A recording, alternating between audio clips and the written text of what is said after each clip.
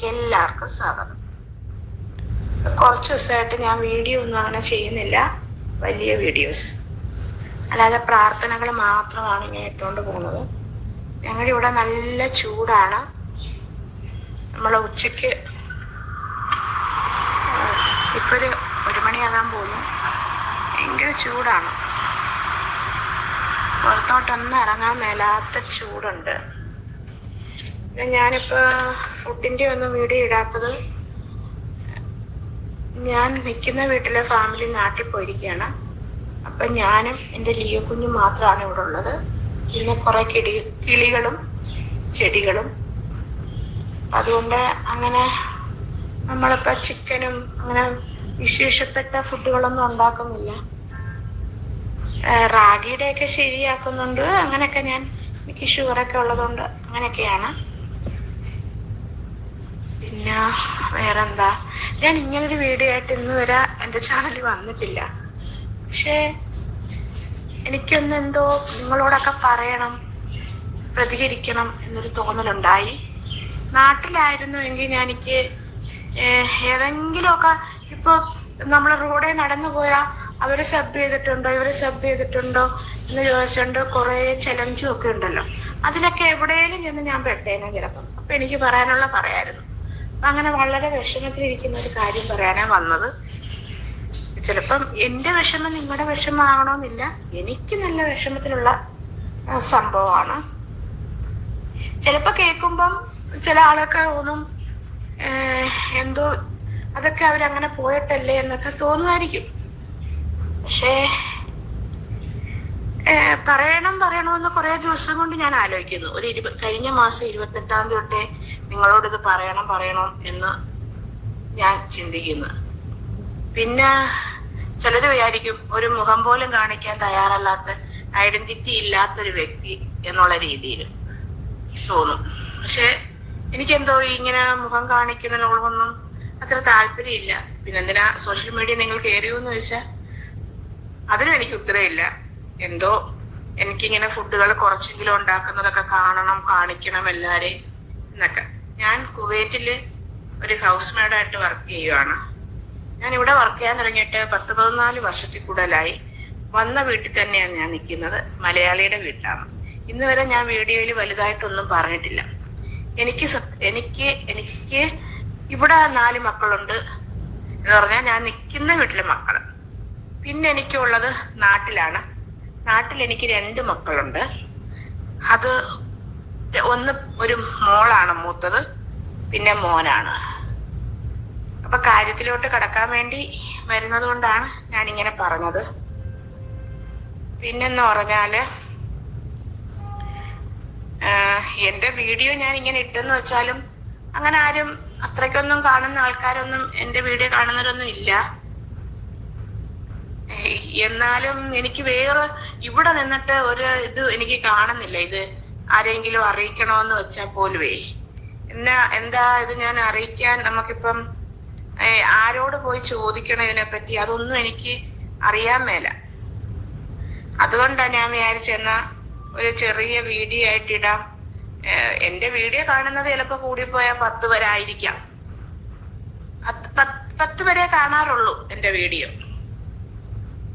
ഇപ്പൊ ഇതൊക്കെയാണ് ഇവിടെ ഞാൻ ഇങ്ങനെ ജോലികൾ കുറച്ചൊക്കെ ഉണ്ട്. ഇങ്ങനെ ഈ വെക്കേഷൻ എല്ലാരും പോകുമ്പം ക്ലീനിങ് ഒക്കെ കുറെ ഉണ്ട്. അതും പിന്നെ പ്രാർത്ഥനയും, ഇത് മാത്രം ആയിട്ടാണ് ഇപ്പൊ ഞാൻ എൻ്റെ ജീവിതത്തിൽ പോകുന്നത്. എങ്ങനെ തുടങ്ങണം എന്ന് എനിക്കറിയത്തില്ല. വീഡിയോ വലിച്ചു നീട്ടി കഴിഞ്ഞാൽ ആരും കാണത്തുമില്ലെന്ന് എനിക്കറിയാം. ഞാൻ കാര്യം പറയാം. എന്താന്ന് വെച്ചാല് എൻ്റെ മോള് എനിക്കുള്ള എൻ്റെ മൂത്ത മോള് റഷ്യയിലെ വിട്ടാണ് ഞാൻ അവളെ പഠിപ്പിച്ചത് MBBS-ന്.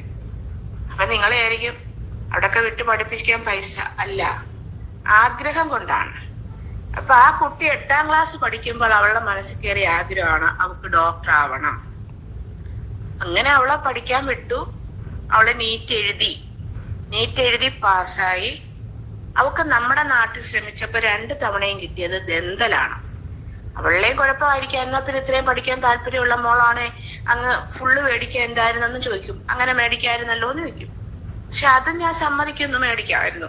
പക്ഷെ അവക്ക് അത്രയും മോനോട് നമ്മൾ ചെന്ന് ചോദിച്ചപ്പോ ആ മോൻ പറഞ്ഞത് എൻ്റെ അടുത്ത്, ദന്തൽ ഡോക്ടർ ആയിട്ടൊന്നും കാര്യമില്ല ആന്റി. എന്താന്ന് വെച്ചാൽ ഒരു ഹോസ്പിറ്റലിൽ 1 2 ഇതിൽ കൂടുതൽ ദന്തൽ ഡോക്ടർമാരില്ല. അവരെത്ര വർഷം കഴിഞ്ഞായിരിക്കും ഹോസ്പിറ്റലിൽ ഡ്യൂട്ടി കഴിഞ്ഞ് പിരിയുന്നത്. അപ്പൊ ജോലി കിട്ടാൻ ഒത്തിരി പാടാണ്. പിന്നെ ഇതുപോലൊരു സ്ഥാപനം ഇട്ടിരിക്കാനുള്ളതും ലോൺ എടുത്ത് വെക്കാൻ അത് ബുദ്ധിമുട്ടാണ്. നമ്മൾ 10 ഹോസ്പിറ്റലിൽ ചിലപ്പോ ഇങ്ങനെ പോകുന്ന കുട്ടികളുണ്ട്. ശരിയാണ്. ഇപ്പൊ ദന്തൽ ഡോക്ടറായിട്ട് പാസ്സായ എത്ര മക്കൾ അത് ആ ഡ്യൂട്ടി അല്ലാതെ വേറെ ചെയ്യുന്നു. അപ്പൊ അത് ഡോക്ടർ എന്ന പേര് മാത്രം മതിയെങ്കിൽ ഓക്കെ ആന്റി അത് ചെയ്യും. അല്ലെന്നുണ്ടെങ്കിൽ അവളെ എന്താണെന്ന് നോക്കൂ. അപ്പോഴത്തേക്ക് നമുക്ക് നമ്മുടെ നാട്ടില് പരസ്യമാണല്ലോ, ഇങ്ങനെ നമ്മുടെ വീട്ടിൽ പഠിക്കുന്ന അറിഞ്ഞു കഴിഞ്ഞാല് സ്കൂളിൽ നിന്നാണോ കോളേജിൽ നിന്നാണോ എങ്ങനെയാണോ എന്ന് അറിയത്തില്ലല്ലോ. നേഴ്സിംഗിൻ്റെത്, എഞ്ചിനീയറിംഗിൻ്റെത്, ഡോക്ടറിൻ്റെത്, ഇത് ഇങ്ങനെ വെളി രാജ്യങ്ങളിൽ പോകുന്നതിനെ പറ്റിയുള്ളവരുടെ ഫോൺ കോളുകൾ ഇങ്ങനെ വന്നുകൊണ്ടേയിരിക്കും. അന്നേരം ഞാനൊരു ഹോസ്പിറ്റലിലായി അഡ്മിറ്റായി കിടക്കുന്ന സമയത്താണ്. അപ്പൊ നമുക്ക് അങ്ങനെ വിടാനുള്ള ഒരു തയ്യാറും ഇല്ലായിരുന്നു. അപ്പൊ മോൾ ആദ്യം എഴുതിയ സമയത്തുള്ള കുറെ കുട്ടികള് ചൈനയ്ക്ക് പോയി. അപ്പോഴും നമ്മളെ ഒന്നും അത് ശ്രദ്ധിച്ചില്ല. നമുക്ക് പറ്റില്ല, നമ്മളെ കൊണ്ട് പറ്റില്ല, നമ്മളെ കൊണ്ട് താങ്ങാൻ പറ്റിയ ഇതൊന്നുമല്ല. എല്ലാവർക്കും മനസ്സിലാവും. ഒരു ഇവിടെ വന്ന് നമ്മള് നാട്ടിൽ നിന്ന് പറഞ്ഞ അടുക്കളപ്പണി, ഹൗസ് മെയ്ഡ് എന്ന് പറഞ്ഞാൽ അതല്ലേ, അത് ചെയ്യുന്ന ഒരു വ്യക്തിക്ക് എന്താണ് ശമ്പളം അതെല്ലാവർക്കും അറിയാം. അപ്പൊ അതുകൊണ്ട് എന്നെ കൊണ്ട് പറ്റില്ലായിരുന്നു. അപ്പൊ നമ്മളിത് വേണ്ട എന്ന് വച്ചിരുന്നപ്പോ ഈ ഹോസ്പിറ്റലിൽ ഞാൻ കിടന്നപ്പോൾ ഒരു കൊല്ലത്തു നിന്നുള്ള ഒരു ഏജൻസി എന്നുള്ള ഒരു മോടെ വർത്തമാനം കേട്ട് ഞാൻ അതിൽ അങ്ങ് വീണു. പക്ഷെ അതിലെനിക്ക് വിടാൻ പറ്റിയില്ല. പിന്നെ നമ്മൾ അന്വേഷിച്ചൊക്കെയാണ് ഈ റഷ്യൻ കിട്ടി. അവരുടെ ഇത് 18 എങ്ങാണ്ടായിരുന്നു അന്ന് നമ്മുടെ അടുത്ത് പറഞ്ഞത്, 18 ലക്ഷം. പക്ഷെ എല്ലാം കഴിഞ്ഞു വന്നപ്പോ നമുക്ക് 23 ലക്ഷം 25 ലക്ഷം രൂപയ്ക്ക് ഒക്കെ ആയി. പക്ഷെ ഞാൻ അതൊന്നും പറയാനായിട്ടല്ല വന്ന് ഇപ്പോഴത്തത്. പക്ഷെ എങ്കിലും ആമുഖമായിട്ട് ഞാൻ പറഞ്ഞതാണ്. ഞാൻ ഇവിടെ എന്റെ ജോലിയിലും ഞാൻ നിൽക്കുന്ന വീട്ടില് ചേച്ചി പല ടെയൊക്കെ കുറച്ചൊക്കെ സഹായങ്ങൾ എനിക്ക് കിട്ടി. അങ്ങനെ എന്തായാലും അവിടുന്ന് പഠിച്ചു. അവിടെ 1 വർഷവും എന്തായാലും കുഴപ്പമില്ലാതെ വന്നു. ഇവിടെ എത്തി. ഇവിടെ നമ്മുടെ നാട്ടിലൊരു പരീക്ഷ ഉണ്ടല്ലോ, ആ പരീക്ഷയായിരുന്നു 28-ാം തീയതി. ആ പരീക്ഷ പാസ്സായി കഴിഞ്ഞാൽ 1 വർഷം നമ്മൾ നാട്ടിൽ പ്രാക്ടീസ് ചെയ്യും. ഏതെങ്കിലും മെഡിക്കൽ കോളേജ് നമുക്ക് കിട്ടും. അത് കഴിഞ്ഞാൽ മാത്രമേ നമുക്ക് നീറ്റ് എഴുതി PGക്ക് പറ്റത്തുള്ളൂ. നമ്മുടെ നാട്ടിൽ ഈ പരീക്ഷ പാസ്സായാൽ മാത്രമേ ഇന്ത്യയില് നമ്മൾ ഡോക്ടർ ആവത്തുള്ളൂ. ആ പരീക്ഷ ഇപ്രാവശ്യം നടന്നത് ഭയങ്കര ദുഃഖകരമായിട്ടുള്ള കാര്യമായിരുന്നു കുഞ്ഞുങ്ങൾക്ക്. ഇതുവരെ പരീക്ഷ വരുന്ന രീതിയേ അല്ലായിരുന്നു ഈ പ്രാവശ്യത്തെ പരീക്ഷ എന്ന് പറഞ്ഞ. അത് കൂടുതലും വീഡിയോസുകള്, അത് രാവിലെ 9 മണി തൊട്ട് തുടങ്ങുന്ന പരീക്ഷയാന്ന് തോന്നുന്നു രാവിലത്തത്. പക്ഷെ നമ്മൾ 7:30 ആവുന്നതിന് മുമ്പേ കയറണം. 7:30 കഴിഞ്ഞപ്പോ കയറണമായിരുന്നു. നീറ്റ് കണക്ക് തന്നെ സമയം കഴിഞ്ഞാൽ കയറാൻ പറ്റുന്നില്ല. പല മക്കളും വന്നു കരഞ്ഞു വിളിച്ചു പോകുന്നവരുണ്ടായിരുന്നു. ഞാനല്ല പോയത്, എന്റെ സഹോദരന്റെ വൈഫാണ് കൊണ്ടുപോയത്. ഞാൻ ഇവിടെ ആയതുകൊണ്ട് എല്ലാവരും. അപ്പൊ എന്നോട് പറയുന്നുണ്ടായിരുന്നു, എനിക്ക് പലതും പറഞ്ഞുള്ള അറിവേ ഉള്ളൂ, ഞാൻ കണ്ടിട്ടില്ല. പല മക്കൾക്കും കയറാൻ പറ്റാതെ പോയ സ്ഥിതിയും ഒക്കെ. അങ്ങനെ പോയി പരീക്ഷ ഹാളിൽ ചെന്ന് ആദ്യം 3 പേപ്പറാണ്, 3 പേപ്പറിൽ 50 വെച്ച് വരും. പിന്നെ ഉച്ചയ്ക്ക് എക്സാം ഉണ്ട്. അതിനകത്തൊക്കെ വന്ന ക്വസ്റ്റ്യൻസ് എന്ന് പറഞ്ഞാൽ നമ്മൾ PGയും കഴിഞ്ഞ് ഡോക്ടറായിട്ട് വർക്ക് ചെയ്യുമ്പോൾ വരുന്ന കുറെ രീതിയിലുള്ള ക്വസ്റ്റ്യൻസാണ്. അതൊന്നും സത്യം പറഞ്ഞാൽ ഈ വെളിയിൽ പോയി പഠിച്ച മക്കൾക്ക് അറിയാൻ പറ്റുന്ന രീതിയല്ല. പിന്നെ ഇതിന് ഒരേ പ്രാക്ടീസ് കൊടുക്കുന്നുണ്ട്. നമ്മള് നീറ്റിന് എഴുതുന്ന പോലെ നീറ്റ് പരീക്ഷയ്ക്കുള്ള കണക്കുണ്ട്. അവര് പഠിപ്പിച്ച രീതിയിലൊന്നും അവർക്കും ഇങ്ങനൊരു ക്വസ്റ്റ്യൻ വരുമെന്നുള്ള രീതിയിൽ ഒരു മക്കളെയും പഠിപ്പിച്ചിട്ടില്ല. വീഡിയോ എന്ന് പറഞ്ഞാൽ ആ വീഡിയോ ഓൺ ആക്കി വന്ന് അതൊന്ന് ഓടിപ്പോകുമ്പോ തന്നെ 20 മിനിറ്റ് പോകും. നമ്മൾ അത് ഒന്നുകൂടെ മനസ്സിലാക്കാൻ ഒന്നുകൂടെ വർക്ക് ചെയ്ത് കഴിഞ്ഞാൽ 40 മിനിറ്റ് പോകും. ഇത് കഴിഞ്ഞ് 1 മിനിറ്റ് പിന്നെ എങ്ങനെ എഴുതി തീർക്കും? എന്റെ മോടെ ഹാളിൽ തന്നെ ഇരുന്ന് ഒരു കുട്ടി പരീക്ഷ പേപ്പർ കണ്ട് മറിഞ്ഞു വീണ് തല കറങ്ങി ആ കുഞ്ഞിനെ എഴുതാൻ പറ്റിയില്ല. ആ അമ്മയുടെയൊക്കെ അച്ഛന്റെയൊക്കെ വേദനയൊക്കെ എനിക്ക് നല്ലതുപോലെ ഓർക്കാൻ പറ്റും. ഇതിപ്പോ ഇങ്ങനെ ക്വസ്റ്റ്യൻ വന്നു കഴിഞ്ഞാല് എന്ത് ചെയ്യും മക്കള്? എങ്ങനെ എഴുതും? അല്ലെങ്കിൽ നിങ്ങളൊരു മെത്തേഡ് പറയണം, ഞങ്ങൾ ഇങ്ങനത്തെ ക്വസ്റ്റ്യനുകൾ ആയിരിക്കും നിങ്ങൾക്ക് ഈ വർഷത്തെ പരീക്ഷയിൽ വരാൻ പോകുന്നു. അങ്ങനെ ഒരു അറിയിപ്പൊന്നും ആർക്കും കിട്ടിയില്ല.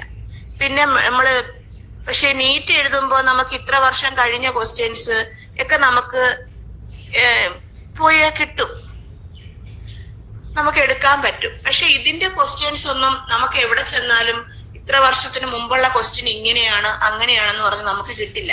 ഈ പരീക്ഷ എഴുതി കഴിഞ്ഞ് ഇറങ്ങി വരുന്ന മക്കള് ഇവരെ പഠിപ്പിച്ച ഏജൻസിയിൽ അറിയിക്കുമ്പോൾ അവരത് പോയിന്റ് എഴുതി വെച്ചിട്ടാണ് അടുത്ത വർഷം ഈ വരുന്ന പുതിയ പിള്ളേരെ പിന്നെയും പഠിപ്പിക്കുന്നത്, ക്ലാസ് എടുക്കുന്നത്.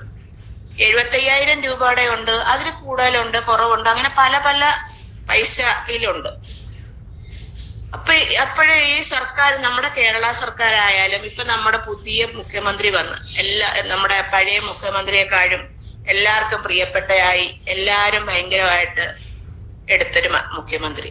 ചെറുപ്രായം നമ്മുടെ എന്ന് പറഞ്ഞാൽ നമ്മുടെ മറ്റേ മുഖ്യമന്ത്രി എന്ന് പറഞ്ഞാൽ പത്രക്കാരെ വന്ന കടക്കു പുറത്ത് എന്ന് പറയുന്ന മുഖ്യമന്ത്രിയാണെന്നും ഈ മുഖ്യമന്ത്രി പറഞ്ഞെന്താ, നിങ്ങളടുത്ത് ഞങ്ങൾ എല്ലാം ചർച്ച ചെയ്യുമെന്ന് പറഞ്ഞെന്നും. അപ്പൊ ഇങ്ങനെയുള്ള മക്കളുടെ കാര്യങ്ങളും കൂടെ ഒക്കെ ഇവര് ശ്രദ്ധിക്കണം. നമ്മുടെ തമിഴ്നാട്ടിൽ വന്ന് വിജയ് സാറ്, ഇവരെല്ലാം ഇപ്പൊ നല്ല രീതിയിൽ ഈ കുഞ്ഞുങ്ങളുടെ കാര്യങ്ങൾ ഇവര് ശ്രദ്ധിക്കുവാണെങ്കിൽ ഭാവിയിൽ നമുക്ക് ഒരു സഹായമായിരിക്കും. എന്താന്ന് വെച്ചാൽ ഈ പോയി പരീക്ഷ എഴുതിയ പിള്ളേര് യുദ്ധസമയത്ത് വന്നപ്പോൾ ഞാൻ കണ്ട പലരും വാർത്തകളിലൊക്കെ പറഞ്ഞത് നീറ്റ് പോലും ജയിക്കാതെ പൈസ കൊടുത്ത് പോയി പഠിക്കുന്ന കുറെ ഡോക്ടർമാരെന്ന്. നീറ്റ് പോലും എഴുതാതെ പോയി പഠിക്കുന്ന കുഞ്ഞുങ്ങളുണ്ടോ? ഇല്ല എന്ന് ഞാൻ പറയുന്നില്ല. അവര് നീറ്റ് പോലും എഴുതാതെ പോയി പഠിക്കുന്ന കുഞ്ഞുങ്ങൾ ആരും ഈ പരീക്ഷ എഴുതാൻ നാട്ടിലോട്ട് വരില്ല, അവർക്ക് എഴുതാനും പറ്റില്ല. അത് നല്ല ഹൈ ലെവൽ പൈസ ഉള്ളവര് മാത്രമാണ്.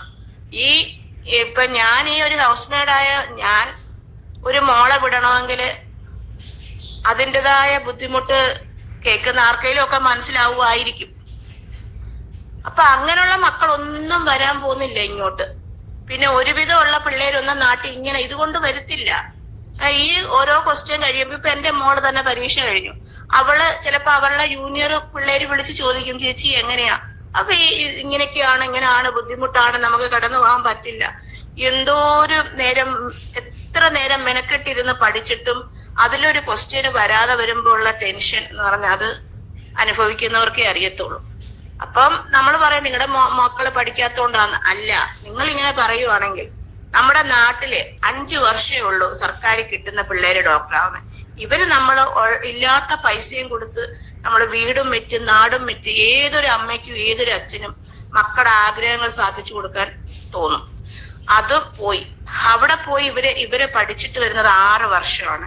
ഈ 6 വർഷം എന്ന് പറഞ്ഞാൽ കേരളത്തിലെ നമ്മുടെ ഇന്ത്യയിലുള്ള പിള്ളേര് ഡോക്ടറിന് പഠിക്കുന്ന പിള്ളേർ ആസ്വദിക്കുന്ന പോലെ സന്തോഷിക്കുന്ന പോലെ ഒരിക്കലും വെളിയിൽ പോകുന്ന മക്കൾ സന്തോഷിക്കുന്നില്ല. എന്ന് പറഞ്ഞാൽ അവിടെ പല ബുദ്ധിമുട്ടുകളും ഉണ്ട്, പല പ്രശ്നങ്ങളും ഉണ്ട്. അതെല്ലാം തരണം ചെയ്ത് ഒത്തിരി കഷ്ടപ്പെട്ട് ചെലവുകൾ ചുരുക്കി എനിക്ക് ഞാൻ ഇത്രയും കൃത്യമായി പറയുന്നത് എന്റെ മോടെ കാര്യം എനിക്കറിയാം. ഞാൻ എന്ത് അയച്ചു കൊടുത്തിട്ടുണ്ടോ, എന്താ അനുഭവിച്ചിട്ടുണ്ടോ.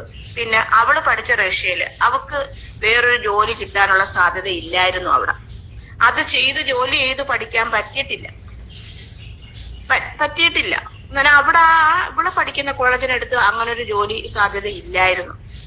അപ്പൊ അതുകൊണ്ട് ഞാൻ കൊടുക്കുന്നത് കൊണ്ടും കഷ്ടപ്പെട്ട് ഒത്തിരി കഷ്ടപ്പെട്ട് തന്നെയാണ് ഈ മക്കള് പഠിച്ചത്. എന്റെ മക്കളല്ല, ആ മക്കളുടെ കൂടെ കുറെ മക്കളുണ്ടായിരുന്നു, അവരെല്ലാം പഠിച്ചത്. ഈ കുറെ മക്കളെ ഞാൻ നോക്കട്ടും എല്ലാ സാധാരണക്കാരും മക്കളായിരുന്നു. അല്ലാതെ ഹൈ ലെവൽ പാർട്ടികളെ ഒന്നും ഞാൻ എന്റെ മോള് ഈ 6 വർഷം പറഞ്ഞുള്ള അറിവിലാണ് ഞാൻ പറയുന്നത്, ഞാൻ കണ്ടിട്ടില്ല. എല്ലാരും കഷ്ടപ്പെട്ട് ഇങ്ങനെ എന്നെ പോലെ തന്നെ കഷ്ടപ്പെട്ട് പഠിപ്പിക്കുന്ന മക്കളായിരുന്നു. മക്കളുടെ ആഗ്രഹത്തിന് നമ്മുടെ നാട്ടിൽ കിട്ടുന്നില്ല. നമ്മുടെ നാട്ടിൽ എന്തുകൊണ്ട് കിട്ടുന്നില്ല? നമ്മുടെ മക്കളെ പഠിക്കുമ്പോ 1-ാം ക്ലാസ്സില് 10 ക്ലാസ്, ഒരു ക്ലാസ്സിൽ 4, 3, 5 ഡിവിഷനുകളുണ്ട്. അങ്ങനെ കയറി വരുമ്പോ ഉണ്ട് 10-ാം ക്ലാസ് കഴിഞ്ഞ് +2 കഴിഞ്ഞ് ഇങ്ങനെയൊക്കെ വരുമ്പോ ഇവിടെ മെഡിക്കൽ കോളേജുകളില്ല, വേക്കൻസികളില്ല പഠിപ്പിക്കാനുള്ള. അതുകൊണ്ട് ഒന്നിനും അതില്ലാത്തത് കൊണ്ടാണ് നമ്മൾ വിടുന്ന വെളിയിലോട്ട്. പിന്നെ ഞാൻ നമ്മുടെ നാട്ടിൽ തന്നെ പ്രൈവറ്റ് ആയിട്ട് ചോദിച്ചിട്ടുണ്ട് പലയിടത്തും. കോടികളാണ് അവര് ചോദിച്ചത്, കോടികള്. എന്റെ കയ്യിൽ കോടിയൊന്നും ഇല്ല കൊടുക്കാൻ. അപ്പോഴും നമ്മൾ നോക്കിയപ്പോ ഇതാണ്, ഈ ഒരു കാര്യമാണ് എന്ന് വെച്ച് വിട്ടു. എന്റെ മോനെ ഞാൻ നേഴ്സിങ്ങിന് വിട്ടതാണ്. ബോയ്സിന് കേരളത്തിൽ തന്നെ ഇപ്പം 25 ഗേൾസ് കയറുമ്പോഴത്ത് 5 ബോയ്സ് ആണ് നേഴ്സിങ്ങിന് കയറാൻ കിട്ടുന്നത്. അപ്പൊ എത്ര സീറ്റ് ഉണ്ട്? ഞാൻ നാട്ടിൽ കുറെ അയച്ചു, കിട്ടിയില്ല. അവസാനം കർണാടകയിലാണ് ഞാൻ അയച്ചത്. അപ്പം നമ്മുടെ നാട്ടിലാണെങ്കിൽ നമുക്ക് സന്തോഷമുണ്ട്. പക്ഷെ നമ്മുടെ നാട്ടില് പ്രാക്ടീസ് കൂടുതലാണ് ഈ മക്കൾക്ക്. നേഴ്സിങ്ങിനായാലും നമ്മുടെ ഡോക്ടർമാരായാലും പ്രാക്ടീസ് കൂടുതൽ കിട്ടുന്നുണ്ട് ആ കുഞ്ഞുങ്ങൾക്ക്. എനിക്ക് തോന്നുന്നത് എന്താന്ന് വെച്ചാൽ കുറെ ആള് കുറവല്ലേ, അപ്പൊ അവര് പ്രാക്ടീസ് അവര് ചെയ്തേ പറ്റൂ. ആളില്ലല്ലോ, ഈ ആളില്ലാത്തതുകൊണ്ട് കുറഞ്ഞ ആളുകളായതുകൊണ്ട് ഈ കുഞ്ഞുങ്ങളെ ഇട്ട് ചെയ്യിക്കും. അത് നല്ലതാണ് പ്രാക്ടീസ്. ഈ വെളിയിൽ പോയി പഠിച്ചിട്ട് വരുന്ന മക്കൾക്ക് അത്രയും പ്രാക്ടീസ് ഇല്ല, അത് ഞങ്ങൾ സമ്മതിക്കുന്നു. ഈ 5 വർഷം പഠിക്കുന്നതിനേക്കാളും ആ മക്കൾ അവിടെ 6 വർഷം പഠിക്കുന്നു.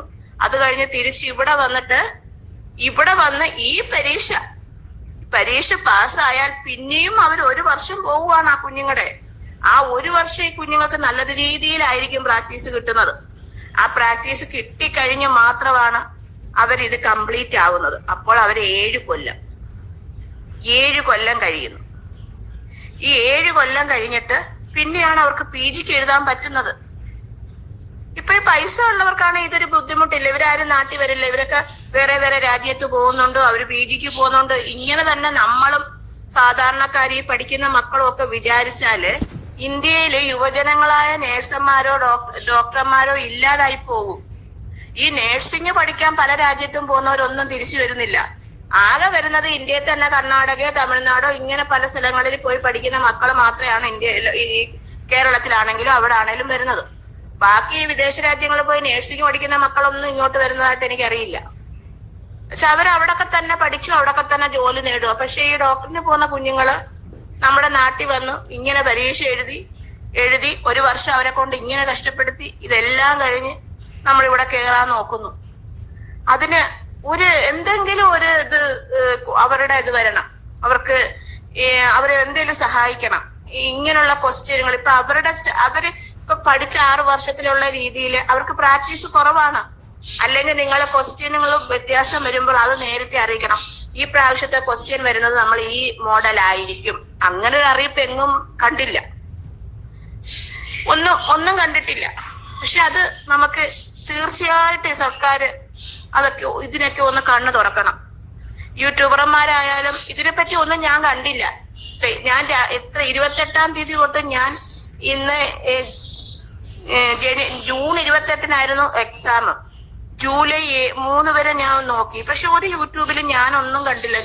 എന്ന് വെച്ചാൽ എനിക്ക് ഇൻസ്റ്റഗ്രാം ഇല്ല, ഫേസ്ബുക്ക് ഇല്ല. പക്ഷെ ഞാൻ എന്റെ മോളോട് തിരക്കിയാൽ പറഞ്ഞു ഇൻസ്റ്റഗ്രാമിൽ ഇത് പോകുന്നുണ്ട് ചർച്ചയെന്ന്, ഫേസ്ബുക്കിൽ പോകുന്നുണ്ടോ ചർച്ചയെന്ന്. അവൾക്ക് ഫേസ്ബുക്കുമായി അത്ര ഇതില്ല എന്നാണ് എന്റെ അറിവ്. അപ്പോഴ് ഇത് എന്തെങ്കിലും രീതിയിൽ സർക്കാരിന് ഇത് നോക്കി നമ്മള് ഈ പരീക്ഷ നടത്തിപ്പിക്കണോ.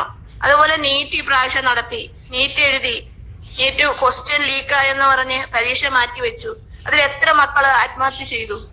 ആ മക്കൾ ആ പരീക്ഷയ്ക്ക് നല്ലതുപോലെ എഴുതി കാണും. ഇപ്പൊ നീറ്റ് നടത്തി, സമയം കഴിഞ്ഞെന്ന് പറഞ്ഞു പിള്ളേരെ പുറന്തള്ളി. അവരുടെ 1 വർഷമാണ് പോന്നെ. ഈ വരുന്ന മക്കളെ 1 വർഷങ്ങളാണ് പോന്നെ.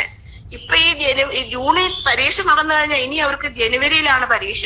ഈ ജനുവരി പരീക്ഷ കഴിഞ്ഞാലോ ജൂണിൽ പരീക്ഷ കഴിഞ്ഞാലോ ഇവരുടെ സർട്ടിഫിക്കറ്റും കാര്യങ്ങളും വന്ന് സർക്കാർ ഇവരെ 1 വർഷത്തേക്ക് എടുക്കുമ്പോ തന്നെ അടുത്ത ജനുവരി ആവും. ഈ ജൂണിൽ കയറിയ മക്കൾ ജനുവരിയിലാവും കയറുമ്പോൾ. അവരുടെ വർഷങ്ങളാണ് പോന്നെ. നമ്മുടെ പുതിയ തലമുറകളെ ഇങ്ങനെ നഷ്ടപ്പെടുത്തുവാണ് നമ്മൾ. അവർക്ക് ടെൻഷനും കാര്യങ്ങളും മാത്രമാണ് നമ്മൾ കൊടുക്കുന്നത്. അവർക്ക് ഒരു കൈത്താങ്ങായിട്ട് ആരുമില്ല. പിന്നെ എനിക്ക് തോന്നി ഇതിനകത്തുനിന്ന് ഈ പിള്ളേർക്ക് നല്ലൊരു യൂണിയൻ ഇല്ലെന്ന് തോന്നുന്നു. വെളിയിൽ പോയി പഠിച്ചിട്ട് വന്ന പിള്ളേർക്ക് നല്ലൊരു യൂണിയനോ നല്ലൊരു സംഘടനയോ ഇതൊന്നും ഇല്ലെന്ന് തോന്നുന്നു. ഇപ്പൊ ചിലര് പറയും ഓരോരോ സംഘടനകൾ ഉണ്ടാക്കി വെക്കുന്നു. പല കാര്യങ്ങൾക്കും അഭിപ്രായം പറയാൻ സംഘടന ഉണ്ടെങ്കിൽ അവർക്ക് പോയി സംസാരിക്കാൻ പറ്റും.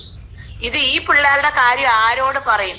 ചുമ്മാതെ ഇരുന്ന് ഇൻസ്റ്റഗ്രാമിലോ ഫേസ്ബുക്കിലോ 2 ഇതിട്ടിട്ട് കാര്യമില്ല. ഈ മക്കളോട് ഞാൻ പറയാനുള്ളതെന്ന് പറഞ്ഞാൽ ആരെങ്കിലും കേൾക്കുന്നെങ്കിൽ നിങ്ങൾ ഈ പുറത്തു പോയ പിള്ളേർക്കായിട്ടൊരു യൂണിയൻ ഉണ്ടാക്കുക.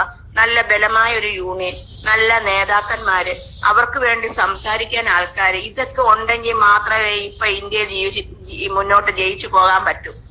ആരുമില്ലാത്തവനെ ചവിട്ടിത്താക്കാൻ മാത്രമേ ആൾക്കാരുള്ളൂ, വേറെ ഒരു മനുഷ്യരും ഇല്ല. പിന്നെ ഈ 5 വർഷം പഠിച്ചിറങ്ങുന്ന നമ്മുടെ നാട്ടില് സർക്കാർ പല സഹായങ്ങളും കൊടുത്തു, അവർക്ക് പ്രാക്ടീസും കൊടുത്തു, എല്ലാം പഠിച്ചിറങ്ങുന്ന ഈ ഡോക്ടർമാരായ മക്കള് ഈ എക്സാം പോയി എഴുതിയാൽ എത്ര പേര് ജയിക്കുമെന്ന് എനിക്കറിയത്തില്ല. എത്ര പേർക്ക് ഇത്രയുണ്ടെന്ന്. പിന്നെ നമ്മുടെ നാട്ടില് ഞാൻ സമ്മതിക്കുന്നു, പുറത്തു പോയ കുഞ്ഞുങ്ങൾക്ക് പ്രാക്ടീസ് ഇല്ല, അത് ഞാൻ സമ്മതിക്കുന്നു. പക്ഷെ പഠിക്കുന്നത് ഈ പിള്ളേരും ആ പിള്ളേരും എല്ലാം പഠിക്കുന്നുണ്ടല്ലോ, ഒരേ രീതി തന്നെയാണ്. പക്ഷെ ഇതിനൊരു തീരുമാനം, ഇത് കാണുന്ന ആരെങ്കിലും എന്തെങ്കിലും രീതിയിൽ ഞങ്ങൾക്ക് ഹെൽപ്പ് ചെയ്യാൻ പറ്റുന്നു. ഇപ്പൊ എന്റെ മോടെ പരീക്ഷ കഴിഞ്ഞു, ഇനി എന്താണ് വിജയം എന്താണ് തോൽവി അതൊന്നും അറിയില്ല. ഇനി വരുന്ന മക്കള്, ഇവിടെ ലക്ഷക്കണക്കിന് മക്കള് പോകുന്നുണ്ട് പല രാജ്യത്തേക്കും. അപ്പൊ ആ മക്കൾക്കെങ്കിലും, ഇനിയെങ്കിലും ഉള്ള മക്കൾക്കെങ്കിലും ഒരു ഇത് വരാൻ വേണ്ടി ഈ പരീക്ഷാ സെന്ററിൽ ഈ പരീക്ഷ നടത്താൻ പോകുന്നതിന് മുമ്പല്ലേ ആ പിള്ളേർക്ക് നമ്മുടെ ഈ പ്രാവശ്യത്തെ ക്വസ്റ്റ്യൻ രീതികൾ ഇങ്ങനെ ആയിരിക്കും, അല്ലാതെ ക്വസ്റ്റ്യൻ ചോർത്തി കൊടുക്കണമെന്നല്ല ഞാൻ പറയുന്നത്. ഈ ക്വസ്റ്റ്യനുകൾ ഇങ്ങനെ ആയിരിക്കും, ഈ മാതൃകയാണ് എന്നെങ്കിലും ഒന്ന് അറിയിക്കാൻ പറ്റുന്ന രീതി ഉണ്ടോ? അങ്ങനെ ഒന്ന് ചെയ്യണം. അപ്പോഴ് ഞാൻ പറഞ്ഞത് എനിക്കറിയില്ല തെറ്റാണോ ശരിയാണോ. ഇത് എനിക്ക് നാട്ടിലാണെ ആരടുത്തെങ്കിലും പോയി ഒരു മന്ത്രിയെ കാണാനോ ഒരു MLA കാണാനോ MP യെ കാണാനോ എനിക്ക് പറ്റും, കയറി ഇറങ്ങാൻ പറ്റും. ഇവിടെ ആണെ ആരുമില്ല. പിന്നെ എനിക്ക് ഇതിനെ പറ്റിയാണെങ്കിൽ തന്നെ ഒരു വീഡിയോ പിടിച്ചുകൊണ്ട് ചെന്ന് ഈ പരീക്ഷ എഴുതിയ മക്കളോട് അവരുടെ അഭിപ്രായം ചോദിക്കാൻ എനിക്ക് അതിനും കഴിയുന്നില്ല. ഞാൻ ശ്രമിക്കാം. നിങ്ങൾക്ക് ഇതിനെപ്പറ്റി എന്തെങ്കിലും അറിയണം, ഇനി എനിക്ക് വീഡിയോ വേണമെന്നുണ്ടെന്നുണ്ടെങ്കിൽ ഞാൻ ശ്രമിക്കാം. ആ പരീക്ഷ കഴിഞ്ഞ മക്കളുടെ കയ്യിൽ നിന്ന് ഞാൻ വോയിസ് എങ്കിലും എടുത്തിടാൻ അവരുടെ ഇത്. ഇപ്പോഴും നമ്മുടെ സർക്കാർ പുതിയ തലമുറകൾക്ക് വേണ്ടി ഓരോ കാര്യങ്ങൾ ചെയ്യുമെന്ന് ഞാൻ പ്രതീക്ഷിക്കുന്നു. അപ്പൊ ഇതൊക്കെ കൂടെ ഒന്ന് ശ്രദ്ധിക്കണം. ഈ എക്സാമിന്റെ കാര്യങ്ങള് അതൊക്കെ ഒന്ന് ശ്രദ്ധിച്ച് ഇവർക്ക് ഇങ്ങനെയുള്ള, നമ്മളിപ്പോ നിങ്ങൾ ചോദിക്കും ഇപ്പൊ അങ്ങനത്തെ ക്വസ്റ്റ്യനെ പഠിക്കും, അങ്ങനല്ല ഞാൻ പറഞ്ഞത്. ഇപ്പൊ ഇങ്ങനെയുള്ള രീതി ഇപ്പൊ ആദ്യമായിട്ട് ഇങ്ങനെ കാണുകയാണ് ഇവർ, ഈ വീഡിയോസും അതും ഇതും ഒക്കെ കാണുമ്പോ ടെൻഷൻ ആവും. അപ്പൊ അങ്ങനെയുള്ള രീതിയിലല്ലായിരുന്നു ഇതുവരെ പരീക്ഷ. ഇത് ഭയങ്കര പാടായിരുന്നു. ഇതിലൊക്കെ വിജയിക്കുന്ന മക്കൾക്കെല്ലാം ഒത്തിരി നല്ലത് വരട്ടെ. പക്ഷെ അത്രയ്ക്ക് പാടുള്ള ക്വസ്റ്റ്യൻസ് ആയിരുന്നു. ഇതുവരെ ഒരാളും ഒരു ഇതിനകത്ത് ഇതിങ്ങനെ പറയുന്ന കണ്ടിട്ടില്ല.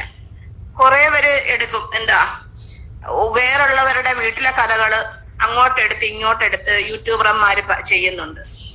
രേണുവിന്റെ പുറകെ പോകുന്നുണ്ട്, ഉടനെ കിച്ചുവിന്റെ പുറകെ പോകുന്നുണ്ട്, പിന്നെ അഹാന കൃഷ്ണന്റെ കൂടെ പോകുന്നു, അല്ലാതെ അവരുടെ കാര്യത്തിന് പോകുന്നു. അവര് കുടുംബകാര്യങ്ങൾ തമ്മിൽ അവര് പ്രശ്നം ഉണ്ടാവുമ്പോ കുറെ യൂട്യൂബർമാരിരുന്ന് എടുത്തിട്ട് അതെടുത്തെടുത്തെടുത്തെടുത്ത് നമ്മുടെ യൂട്യൂബ് മൊത്തം അതൊക്കെയാ കഥകള്. ഇങ്ങനെയുള്ള കാര്യങ്ങളൊന്നുമില്ല. ഞാൻ ഒരു കാര്യം നിങ്ങളോട് പറയുന്നുള്ളു, നമ്മളിപ്പോ ഒരാളുടെ വീഡിയോ എടുത്ത് ചെയ്ത് അതിന് മില്യൺസ് ഇത് കിട്ടുമ്പോ, ഭയങ്കര ഇത് കിട്ടുമ്പോഴാണ് പിന്നെ അവർക്ക് അടുത്ത് ചെയ്യാൻ പോകുന്നത്. ഞാൻ പറയുന്നത് ഇങ്ങനെയൊക്കെ ഉള്ള വീട്ടുകഥകളും വഴക്കുകളും വരുമ്പോ ആരും യൂട്യൂബർമാരും എടുത്ത് പ്രവർത്തിച്ചിട്ട് ഒന്നും അനങ്ങാൻ പോയില്ലെങ്കിൽ അവരവിടെ വെച്ച് അവർ നിർത്തിക്കൊള്ളും. ആരും കാണാനില്ലെന്ന് അവർക്ക് മനസ്സിലാവുമ്പോ അവരുടെ ഈ പരിപാടി അങ്ങ് നിർത്തും. ഇതിപ്പോ അങ്ങനല്ല, ഒരാൾക്ക് തിരികെ മറ്റാൾക്ക് വേറൊരാതിരെ. അപ്പൊ ആ വീഡിയോ ചെയ്യുമ്പോ നിങ്ങൾക്ക് ഒത്തിരി ഇത് കിട്ടുന്നു. പിന്നെ ഇങ്ങനെ കിട്ടുന്നത് കൊണ്ടാണല്ലോ രേണു സുധിയുടെ വീഡിയോ ഞാൻ ചെയ്തു, ഇത്ര വീഡിയോ ചെയ്തു, അതിന്റെ ഒരു ഇത് കൊണ്ട് കൊടുക്കുന്നു. എന്തിനാ ഇതിന് പോകുന്നത്? നമ്മുടെ രാജ്യത്ത് വേറെ പല കാര്യങ്ങളുണ്ട്. ഓരോരുത്തർക്ക് നെഗറ്റീവ് അടിച്ച് ആയാലും പോസിറ്റീവ് അടിച്ചാലും അവർക്ക് കയറിയാൽ മതി എന്നുള്ളതാ. പക്ഷെ നമ്മുടെ നാട്ടിൽ പല കാര്യങ്ങളുണ്ട്, നിങ്ങൾ ബന്ധപ്പെടേണ്ട പല ആവശ്യങ്ങളുണ്ട്. ഈ ഞാൻ പറഞ്ഞ ചെറിയ കാര്യങ്ങൾ മാത്രമല്ല, നമ്മുടെ നാട്ടിൽ പല കാര്യങ്ങളുണ്ട് നിങ്ങൾ പ്രതികരിക്കാൻ. പിന്നെ മരിച്ചുപോയ നടന്റെ അവിടെ പോയപ്പോ ക്യാമറ മാറ്റുക, അത് മാറ്റി ഇത് മാറ്റി എന്നൊക്കെ പറഞ്ഞു. നമ്മൾ പോവുക, കാണുക, ഒരു ഫോട്ടോ എടുക്കുക, അവിടുന്ന് വിടുക. എന്തിനാ നമ്മൾ അതിനെ പോകുന്ന? അവർക്ക് വേണ്ടി പറയാൻ ചാനലുകൾ ഇങ്ങനെ നിരന്തരം ഉണ്ട്. ചാനലുകൾ ഇങ്ങനെ വർക്കായിക്കൊണ്ടിരിക്കുവാണ്, അവർക്ക് വേണ്ടി പറയും. അതുപോലെ ഇപ്പൊ മുഖ്യമന്ത്രി പറഞ്ഞല്ലോ സലിംകുമാറിന് വേണ്ടി കൊടുക്കുന്നെന്ന് സ്മാരകം പണിയാൻ. എന്റെ ഒരു ചെറിയൊരു വർത്താനം കൂടെ പറയാ. ഇങ്ങനെ സ്മാരകം പണിയാനെന്ന് വെച്ചാൽ പ്രതിമ പണിഞ്ഞു വെക്കുവാണോ എന്ത് പണിഞ്ഞു വെക്കുവാണോ എന്ന് പറഞ്ഞില്ല. ഈ പ്രതിമ പണിഞ്ഞു വെച്ചാൽ പാവത്തിന് എനിക്ക് ഏറ്റവും ഇഷ്ടമാണ്. അദ്ദേഹത്തിന് കുറ്റം പറയുന്നില്ല. ആ പ്രതിമ വന്ന് നമ്മുടെ കാക്ക ആവശ്യങ്ങളെല്ലാം സാധിച്ചിട്ട് പോത്തേ ഉള്ളൂ. പിന്നെ ആ പ്രതിമ ഒരിക്കലും വൃത്തിയാക്കാനും പോകുന്നില്ല, ആരും ഒന്നും പോകുന്നില്ല. അതിനേക്കാളും നല്ലത് അദ്ദേഹത്തിന് അസുഖങ്ങൾ വന്നു. അദ്ദേഹം തന്നെ പറയുന്നുണ്ട്, പല വൈദ്യന്മാരുടെ അടുത്ത് പോയി, ആ മരുന്നുകളൊന്നും ശരിയായില്ല, ഞാൻ ആകെ ഇതായി, കുഴപ്പങ്ങളായി. ആ നല്ല രീതിയിലുള്ള ചിലപ്പം ഹോസ്പിറ്റലുകളിൽ ചെന്നെത്താൻ ആദ്യമേ കഴിയാഞ്ഞുകൊണ്ടായിരിക്കാം ഇത്രയും ചെറിയ പ്രായത്തിൽ പോകേണ്ടി വന്നത്. അതുകൊണ്ട് എന്റെ അഭിപ്രായം, നമുക്ക് നാടിന് നല്ലതായ ഒരു ഹോസ്പിറ്റലോ, എന്ന് വെച്ചാൽ ഹോസ്പിറ്റൽ എന്ന് ഞാൻ പറയുന്നത് ഇപ്പൊ എന്റെ മോള് ഡോക്ടർ പഠിച്ചതുകൊണ്ടല്ല, അദ്ദേഹത്തിന് വലിയ ആഗ്രഹമായിരുന്നു മോനെ ഡോക്ടർ ആക്കണം എന്ന്. ഞാൻ പല ഇന്റർവ്യൂവിലും ആ മോൻ പറയുന്നത് ഞാൻ കേട്ടിട്ടുണ്ട്. അപ്പൊ അദ്ദേഹത്തിന്റെ പേരിൽ ഒരു മെമ്മോറിയൽ ഹോസ്പിറ്റൽ എന്നോ അല്ലെങ്കിൽ ഒരു വിദ്യാലയം, അല്ലെങ്കിൽ ഒരു നേഴ്സിംഗ് വിദ്യാലയം, അല്ലെങ്കിൽ വേറെ എന്തെങ്കിലും ഒക്കെ നമ്മുടെ കേരളത്തിന് പണിഞ്ഞാല് അത് ഏറ്റവും നല്ലതായിരിക്കും. അപ്പം ഇത് ആരെങ്കിലും ഒരു 10 പേര് കണ്ടാലും മതി. പിന്നെ എനിക്ക് സത്യം പറഞ്ഞാൽ എനിക്ക് സമാധാനം തോന്നുന്നു എന്റെ മനസ്സിൽ ഇത് പറഞ്ഞതില്, ഈ കാര്യങ്ങൾ ഞാൻ പറഞ്ഞതില്. അപ്പൊ ഇത് എന്തെങ്കിലും തെറ്റുണ്ടെങ്കിൽ നിങ്ങൾ ക്ഷമിക്കുക. ഞാൻ ഇന്ന് വരെ ഇങ്ങനെയുള്ള വീഡിയോസ് ഇട്ടിട്ടില്ല.